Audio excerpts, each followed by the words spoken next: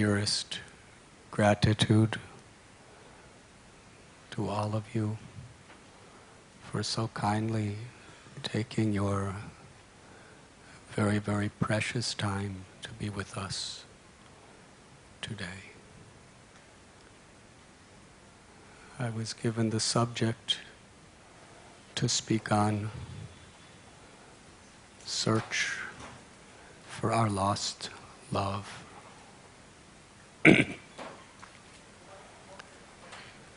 The most incredible discovery of my life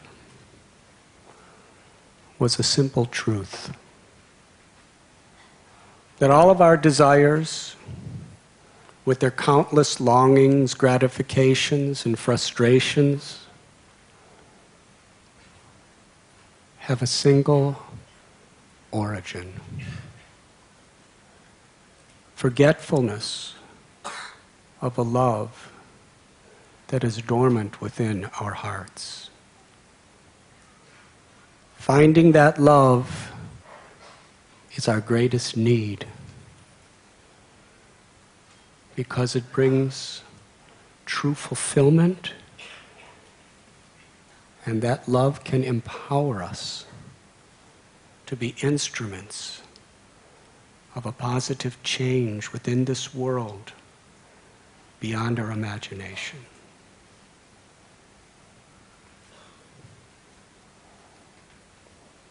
Some years ago, I met with Mother Teresa in Calcutta. She told me that the greatest problem in the world is hunger. Not hunger of the belly, but hunger of the heart. People are lonely. People are emotionally starving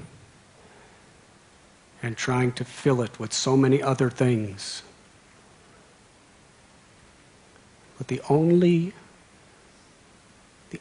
thing that could nourish the heart is love for God. She told me that she knew some of the wealthiest people in the world. New York, London, Sydney, Los Angeles. She saw starving people. And the greatest service, the greatest welfare activity one can do in this world is to feed that hunger of the heart with God's love. But we have to have pure motivations in order to do so. We mistake temporary pleasures to be love.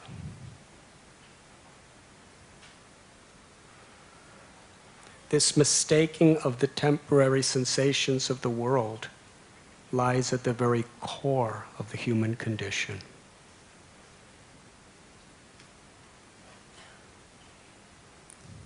These flickering sensations, they are like a mirage. A person who is in the desert is searching desperately for an oasis of water. But in that desperation, due to longing and hopefulness, sometimes mirages appear. It appears that that mirage will quench our thirst, but all we get is a mouthful of hot sand in the end. So what is real love?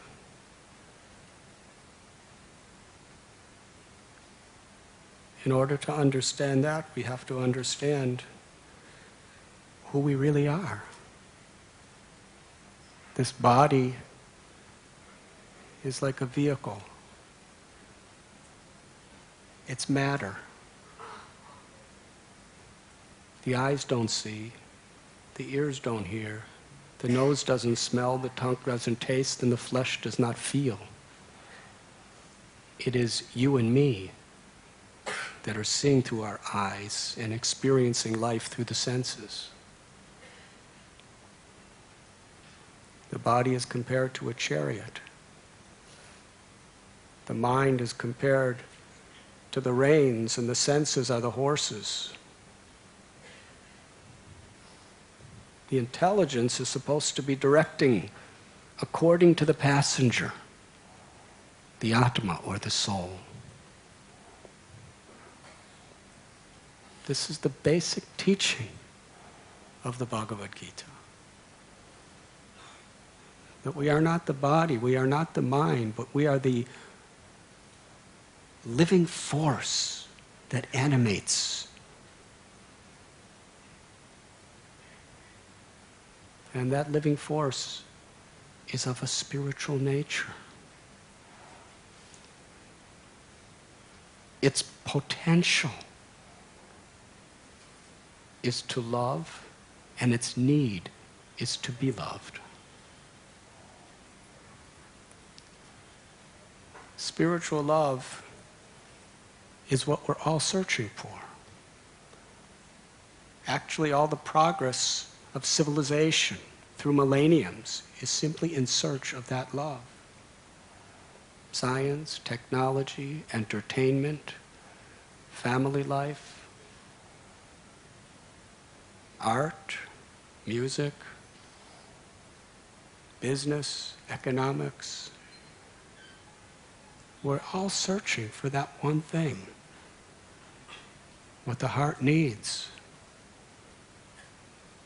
to love God and to feel God's love. Lord Chaitanya prayed, Nitya Siddha Krishna Prema Sajja Kabunoi Sravanadi Sudichiti Koriye Udoi. That love is dormant within the heart of every living being. Jivera Swarupoi Krishnera Nityadas. Our natural position is that we are the eternal servants of God. This is a universal principle. In the Bible, Jesus speaks, what is the use if you gain the whole world if you lose your eternal soul? And the first great commandment is to love God with all your heart, all your mind, and all your soul. And the natural consequence of such love of God is to love your neighbor as yourself.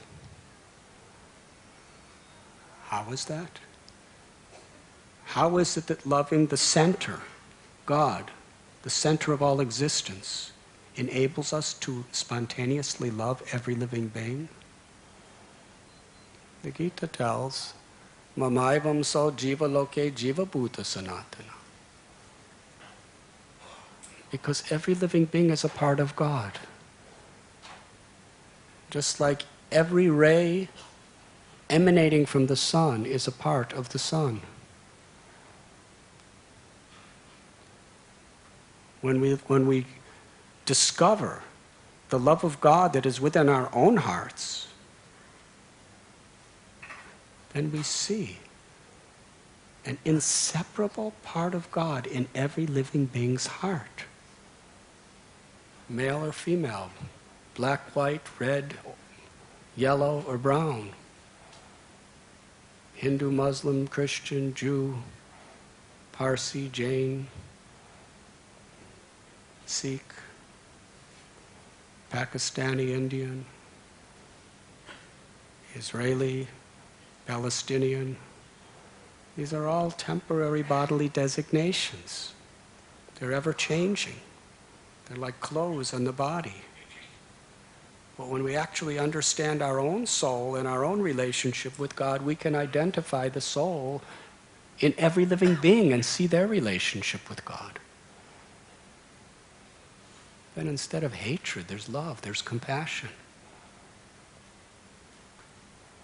It's the fundamental greatest need in the world. Everyone is searching for this lost love. And when we recognize what we're really looking for, then the real journey of human life begins.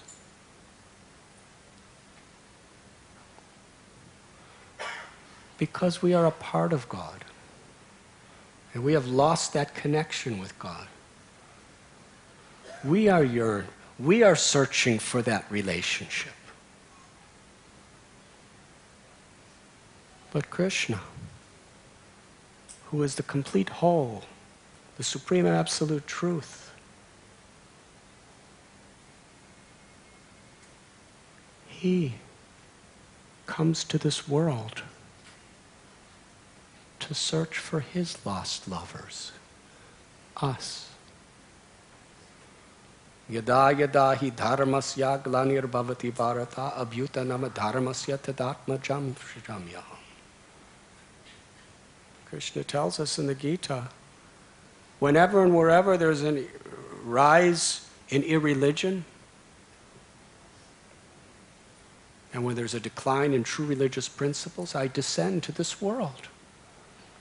Paritranaya sadhunam vinashaya chuduskritam. Why does the Lord come to this world again and again and again?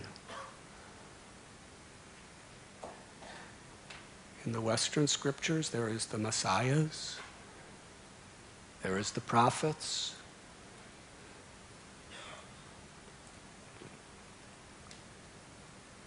and in the Vedic scriptures,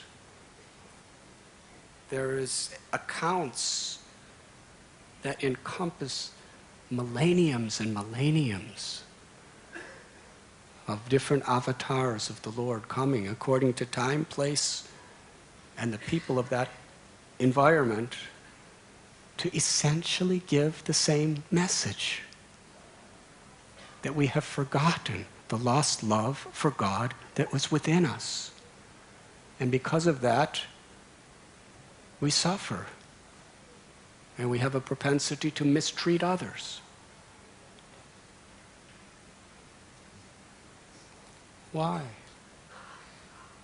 All of these great avatars is the supreme lover coming to this world to search for his lost servants.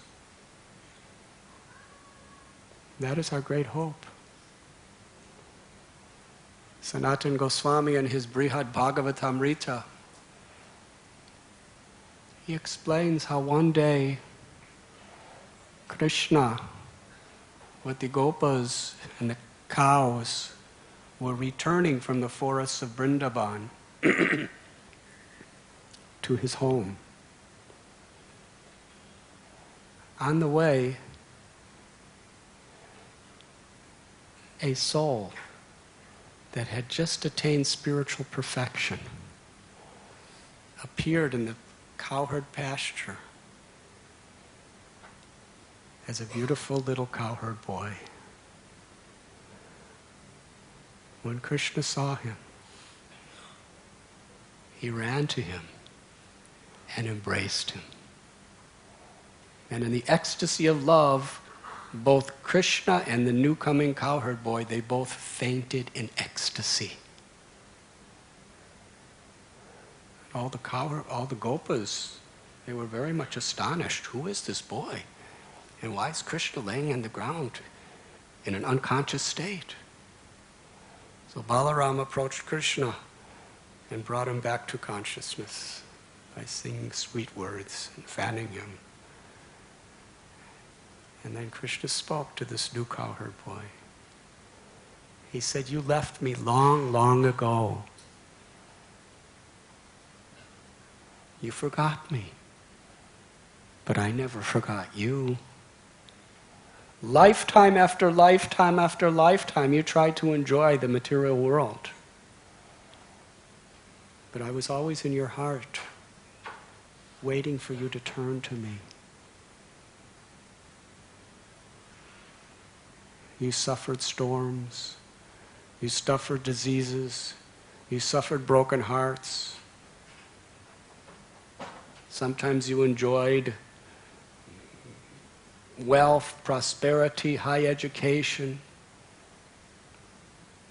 but eventually it was all taken away. Didn't you feel separation from me as I felt separation for you at every minute? And then finally you turned to me and you gave your life to me. And I saw how difficult it was in this material world for you to turn to me and be faithful. You were ridiculed, you were persecuted, you were criticized. Sometimes you had to beg. But I was always with you, there to protect you. And now, finally, you have returned home. I welcome you.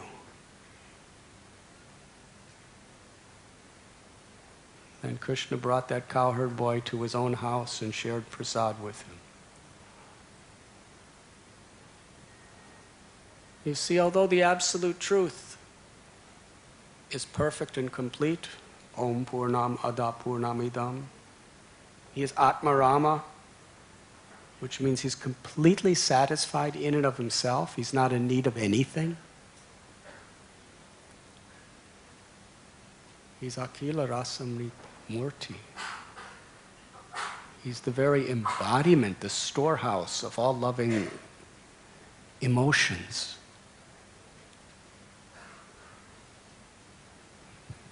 But this is what the absolute truth is explained to be in our Vedic literatures. Although he's full and complete and ever fully satisfied, the perfection of his love is he feels pain of separation to see any one of his children suffering in forgetfulness of him. However small and insignificant we may think we are, Krishna is feeling separation from us. But he will not interfere with our free will,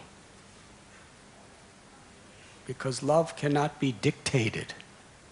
Love cannot be forced. Love has to be an expression of our free will to actually satisfy us. So for you and for me, and for every living entity in this world, yada yada hi dharmasya glanir bhavati bharata. Krishna comes in various incarnations. He sends his messengers just to remind us of what we have forgotten. What selfless love, the origin of all love, Krishna is. We forget him, but he never forgets us. Vedaham samatithani varatamanani charjana bhavashani chabhutani mam tu vedana kaschana.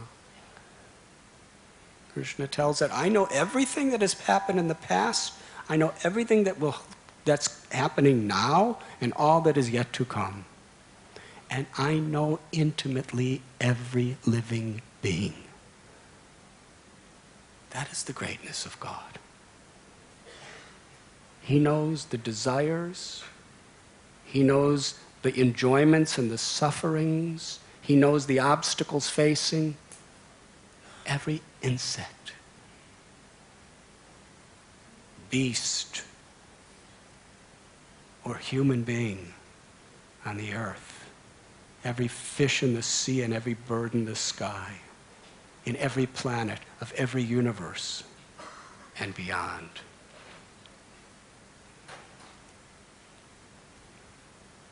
He's within our hearts, just waiting for us to turn to him. And he's coming again and again just to try to remind us. That is our hope.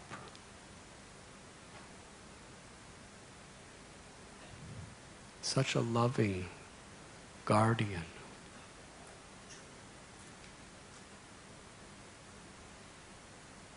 He's always waiting for us. The cowherd boys of Vrindavan They understood Krishna's love. Therefore, they were totally fearless. When the great Asura Aga opened his mouth in the form of a massive snake, the Gopas, some of them thought it was some sort of an ornament in Vrindavan, just to make their play more exciting. But others said, no, no, can't you smell his breath? This is a gigantic snake that's come to kill us. And they all smiled, clapped their hands, and said, well, let's go inside his mouth. Krishna will protect us. And they were smiling and running right inside this giant serpent's mouth. Now for you and me, if one little tiny serpent this big opens his mouth, we become fearful and run away. But Aga was 8 miles long. And his mouth was like reaching the clouds. And his eyes were burning with anger and lust. They just ran in, clapping, smiling. And they looked at Krishna. We know you'll save us. And it is explained that Krishna, he was thinking, what am I going to do now? They went inside his mouth. How could I kill the snake without hurting my friends? Because they're inside of him. And so he made a plan. And he went inside. And you know the story. He expanded himself. And ultimately he gave Aghasura a place in the spiritual world. And his friends, they were actually dead. He glanced upon them, brought them back to life, and they came out of his mouth and said, Krishna, let's eat prasad together, we're hungry.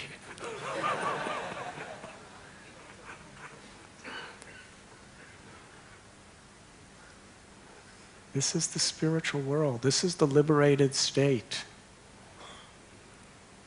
where there is this complete faith and hope, complete realization in the care and the love for God. And Krishna gives us that when we open our hearts to receive it. To connect, to connect to that divine presence within ourself and within everything that exists.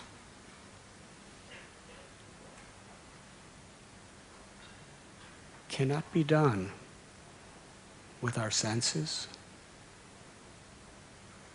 No matter how good we make microscopes or telescopes, or our intelligence, no matter how many degrees or books we memorize, or through any of our sciences.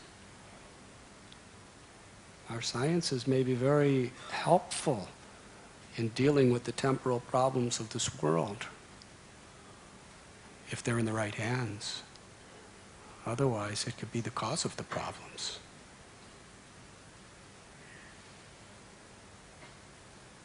But to actually connect to the divine. All of the great saints and all of the great acharyas throughout time told us the bridge is faith.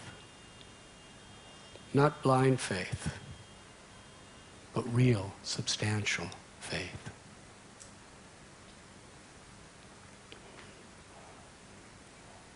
Through this faith, we can see, we could hear, we could feel the divine within ourselves, within every other living being, and within everything that exists.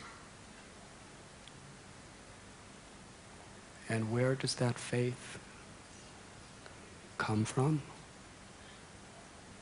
It's within our hearts, but it is awakened when we associate with saintly people who have that faith. Time and again, Krishna explains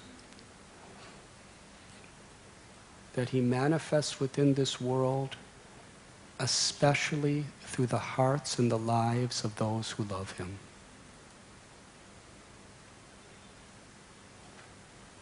Krishna's searching for his lost love, you, and revealing himself through the scriptures and through the saintly people. Therefore it is said, sadhu sangha sarva sastra koi lavamatra sadhu sangha sarva siddhi hoy. Even a moment's association with a person who really loves the divine is more precious than anything else in creation, because it can awaken that hope. Hope in the infinite love of God. It can awaken that faith, which is preliminary to actually follow the paths that God has given us for enlightenment.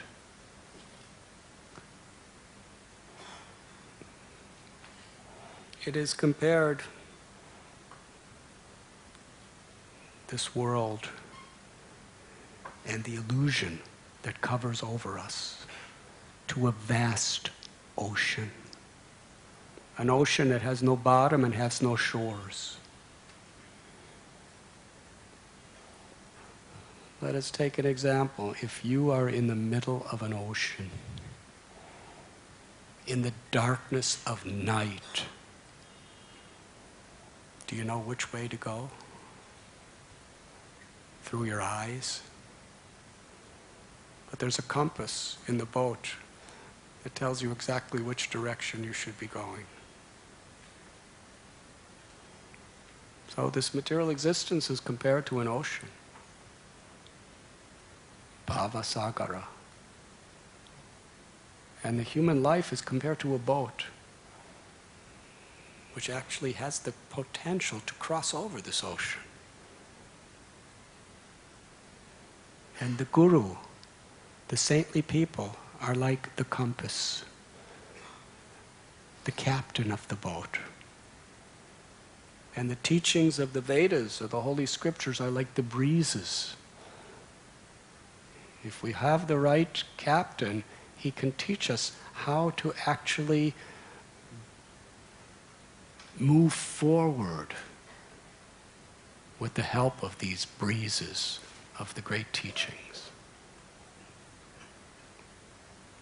Sri Chaitanya Mahaprabhu has explained that one cannot know God by any amount of study of any amount of scriptures. One cannot know God through performing even the most terrible austerities like fasting or sitting in the sun in the summer or sitting in the Ganges River at Gangotri in the winter. One cannot know God even by giving him huge amounts of charity. All of these things can help us to become more powerful or more pious. But the only way to actually know the truth, Mahabharata and other scriptures confirm it. Mahajano yena katasa panta. To follow in the footsteps of great souls. The compass of life is the example of saintly people. When we have faith in that, that faith gives us the genuine connection. Now, some people think that faith is inferior to what we call science. But every scientist has faith. No one lives even a moment without faith. Even unconsciously. Every time we breathe, there's an unconscious faith in us that by my inhalation, it's going to nourish me with oxygen. Yes? And even the most common things in life. You came here, you had faith, you would arrive. Factually, many people don't arrive. Every time you drive in the car, you have faith that you'll live to your next destination. And the scientists have faith in other scientists and what they had discovered. Yes? At one time, people thought the world was flat. They had faith in their scientists then. Then it was proven that the world was round. So now we have faith in that. How many don't believe he ever existed? He's just mythology. You have faith, but you never saw him. You never touched him. But you have faith in people who saw him, and you have faith in books. So everybody has faith. Science is based on faith also.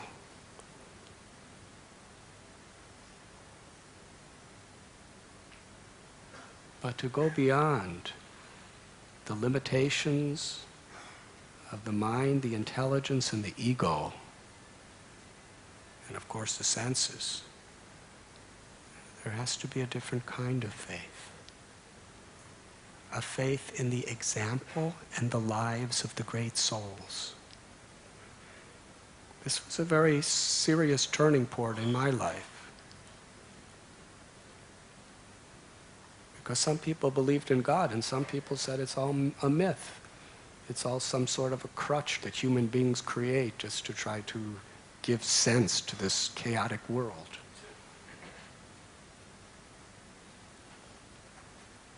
But then, looking through history and also looking at the world today, people who were actually seeking saragrahi, this essence of religion or spirituality, the people who made the greatest, most positive changes in this world, people who embodied the deepest, realest compassion,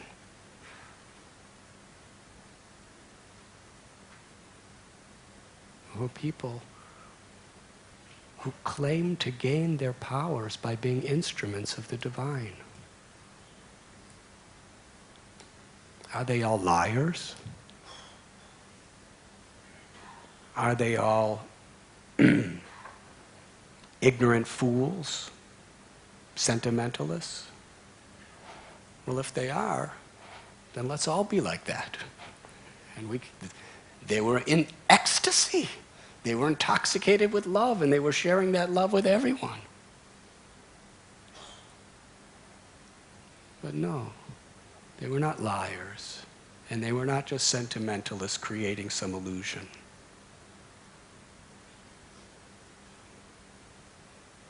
Otherwise, they couldn't live the way they lived. Their compassion could not have been the way it was.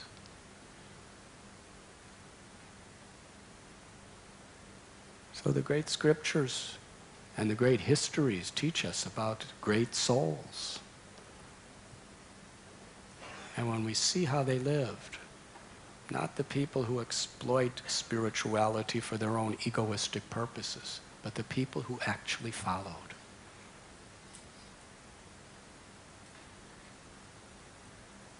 Srimad Bhagavatam is considered the essence of all the Vedas. And what is Srimad Bhagavatam? It's just telling stories, not only of different avatars of God coming in search of his lost loves, but of saints who on behalf of God are searching for the lost servants of the Lord. This year is the 500th anniversary of Lord Chaitanya's sannyas. Why did Sri Chaitanya Mahaprabhu, who was an avatar of Radha and Krishna, why did he take sannyas? Why did he leave his home to travel in search of his lost children? To invite us to come home And his method was very simple. Just have a little faith in the association of saintly people. Live a moral life and sincerely chant the holy names.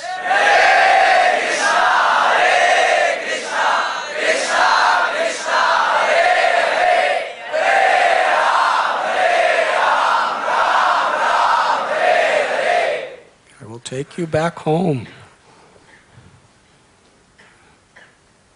You can awaken that love. You can awaken that lost love within your own heart and find the innermost satisfaction forever. But beyond the destructive powers of time itself is the soul's love. And even greater is to experience God's love, which is always there, but we don't recognize it. We cannot feel it.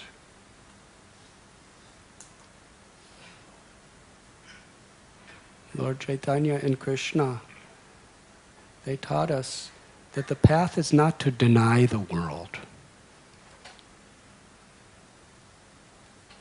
The two processes of bhoga and tyaga, enjoyment and renunciation, they are both artificial. The natural, fullest, healthiest perception of the world we live in is to see how everything is the energy of the divine. And to utilize everything in a spirit of devotion to the divine. Rupa Goswami explained, to reject anything as material is incomplete renunciation. Because material and spiritual is simply our perception. Spiritual means to see everything in relation to God. Janmadyasya yataha. Everything emanates from the Lord. Aham sarvasya prabhavo mata sarvam pravartate. All material and spiritual worlds emanate from me. Krishna explains that this material world is his divine nature. Divine means spiritual. When we forget the relation between a person or a thing with God, then our perception is material.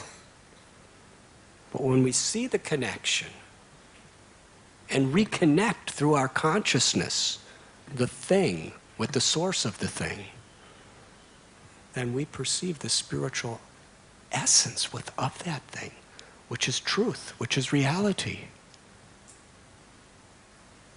It's not that this world is not real. The world is not an illusion. Our perception of the world is illusion, because we do not see it in relation to God. We do not see that it is meant for the pleasure of God. Bhoktaram jagatapasam. Due to the false ego, we're seeing everything in terms of me. I am the center. When we see that Krishna is the center, then we see everything in this world as a beautiful aspect of Krishna. And every situation in this world is an opportunity to express our love for Krishna. And as we make spiritual progress on the path of bhakti, we realize this at every moment. Time is so precious. In the Srimad Bhagavatam, Parikshit Maharaj had 7 days to live. And what did he do in those 7 days? He was the emperor. He could have done anything he wanted, except extend the 7 days. He could have gone on an incredible vacation. Could have gone to the Swiss Alps. Could have gone to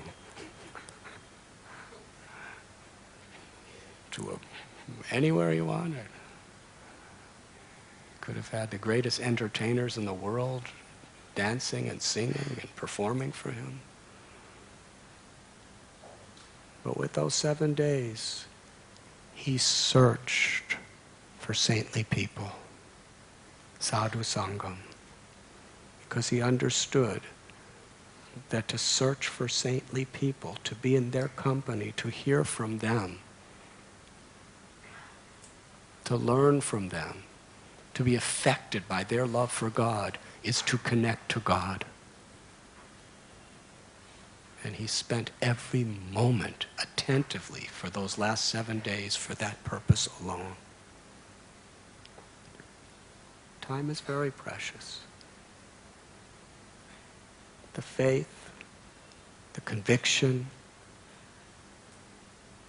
the realization and the enthusiasm to really follow a spiritual path, we require that sangam, sadhu sangam. It can help us to overcome all obstacles because it connects us with the inherent love of our heart. Yes, Lord Chaitanya, 500 years ago, this year, he roamed the entire country of India,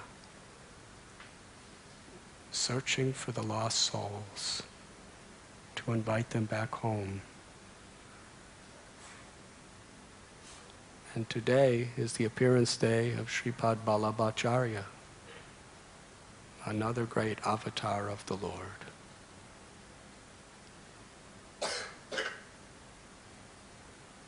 He traveled the length and breadth of India. He just had a single cotton dhoti and chadar, unsewn clothing. He traveled from place to place by foot, searching for the forgetful souls to restore their relationship with Krishna. In India today, there are 84 baitaks, which were primary places where he sat and he taught the lesson of pure bhakti.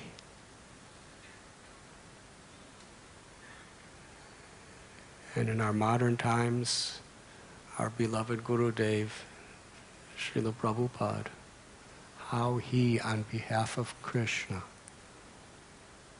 searched for Krishna's lost lovers. We know how Prabhupada, on the Jaladuta, he crossed 2 oceans, 3 continents, no money, no knowing anyone. Whether he was in the Bowery or the Lower East Side of New York, or in the hippie capital of Haight-Ashbury in San Francisco. What was he there for? Why did he leave Vrindavan? He left Vrindavan for the same exact reason that Krishna leaves the spiritual world to come here. Compassion. He's an instrument of Krishna's love, searching for the lost souls. And Srila Prabhupada, in that search, he circled the world 12 times. Besides Antarctica, he went to every continent on earth from the age of 70 to 81. Searching, searching, searching, not to take anything, but to give Krishna's love. That is our hope. And Krishna and all these great representatives of Krishna, they have all taught us that Sharanagati, that spirit of surrender, makes everything spiritually potent. Now, for a materialistic person, surrender sounds like a horrible thing. It's like when the Allied forces bombed Berlin and bombed Cologne and just battered Germany, and the Russian army was marching in with millions of soldiers from one direction, and bombs were dropping. The Germans surrendered.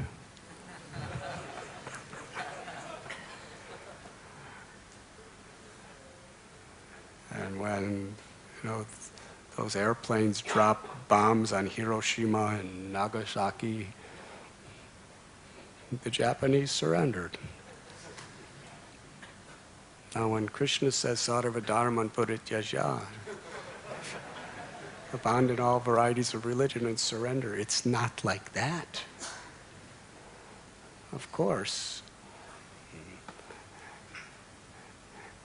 Ultimately, we all surrender to God in the form of death. Krishna says, I am death personified. But nobody likes to surrender to death.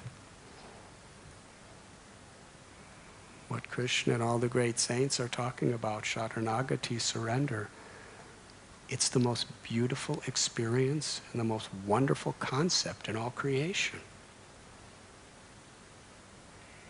It means genuinely offering our love. I am yours. How can I please you? Let me live a vibrant, dynamic life, and let me use all my creative abilities, my intelligence, my wealth, whatever I may have. Let me use it all as an expression of my love for you by helping all others. Not in a selfish way, but in a way of compassion. That is surrender. It's beautiful. And Krishna reciprocates. We just surrender according to our tiny little capacity, and Krishna showers unlimited blessings of his love.